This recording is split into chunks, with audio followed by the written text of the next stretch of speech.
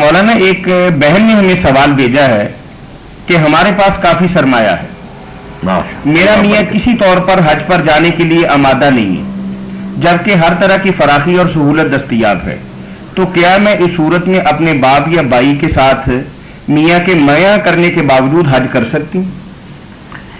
ہاں میری بہن، اگر آپ کے میاں کو توفیق نہیں ہوتی، اللہ انہیں ہدایت دے، وہ مسلم ہے، کلمہ گو، انہیں پتا ہونا چاہیے کہ بغیر حج کے مرنے والا جو ہے اس کا اسلام سے تعلق کوئی، جس کے پاس استطاعت ہے، حکومت نہیں روکتی، بیمار نہیں، وہ خواہ مخواہ نہیں جاتا۔ وہ جو یہودی ہو سکتا ہے یا نصرانی جو بیت اللہ کو نہیں مانتے،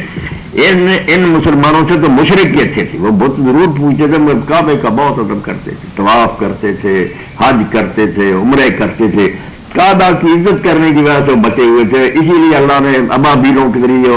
ابرا کو ختم کر دیا، بیت اللہ کے خادم تھے۔ اسی لیے روایت میں جو آتا ہے نا کہ جو حج کیے بغیر مرے وہ یہودی یا نصرانی ہو کر مرے، اللہ کو کوئی مشرک نہیں کہا، مشرک کیوں کہ بیت اللہ کا ادب کرتے، یہود نصارہ دشمن ہے، یہ بیت اللہ کو نہیں مانتے، اس لیے ایسا مسلمان جو ہے اس کو فرض مت یہودی نہ نصرانی، یہودی مرے، عیسائی مرے، ایسے کرما کو کیا ضرورت؟ ساری عمر میں اللہ کے دربار میں حاضری کی، اور حضرت عمر نے کہا کہ مجھے فرشتے دو اپنے علاقوں میں ان لوگوں کی جو حج پر نہیں آتے امیر ہوں، تاکہ میں ان کو غیر مسلم قرار دے کر ان پر جزیہ لگا دوں، ٹیکس لگا دوں کافروں والا۔ اور ابن عمر کہتے تھے جو شخص حج کیے بغیر مر گیا مالدار،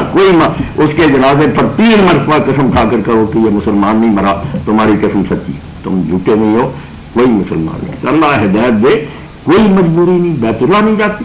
کون سے مسلمان؟ اور اگر وہ نہیں جا رہا ہے، ان کی بدبختی ہے، تو آپ میری بہن جائیں، ان کی اجازت کی کوئی ضرورت نہیں، نہ دین میں یہ کوئی حکم ہے، ان کو ساتھ جانا چاہیے تھا، اگر وہ نہیں جاتے تو یہ بھائی اور باپ آپ کے محرم ہیں، آپ ان کے ساتھ سفر کریں، حج ضرور ادا کریں، آپ نہ گناہ گار مریں، وہ نہیں جانا چاہتے تو اللہ انہیں ہدایت دے۔ جی مولانا، جیسا کہ آپ نے فرمایا کہ حضرت عمر رضی اللہ تعالیٰ عنہ نے آج سے 1500 برس پہلے یہ فرست بھجوائی کہ بھئی مجھے بتاؤ کہ کون لوگ حج کے لیے نہیں جاتے، اور وہ زمانہ جو خیر القرون تھا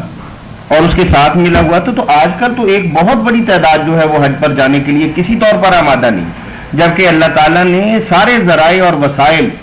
ان کے قدموں میں پڑے، پھر بھی توفیق والی بات ہے کہ اللہ کے گھر کی زیارت انہیں نصیب نہیں ہوئی۔ حج کی جو نشست ہے اس میں بھی طاہر صاحب نے آغاز کیا تھا آیت سے،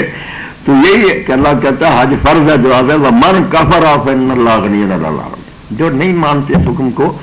ایسے لوگوں سے جہان بھی بھرا ہوا اور اللہ کو ایسے مسلمانوں کی کوئی ضرورت نہیں، اللہ کو کوئی پرواہ نہیں، نہ مرادو اللہ کی بارگاہ میں حاضری دو، وہاں جاؤ جہاں اللہ بلا رہا، اللہ نے بلایا ہو پھر نہ جاؤ، اتنے نافرمان اور سرکش۔ جزاکم اللہ۔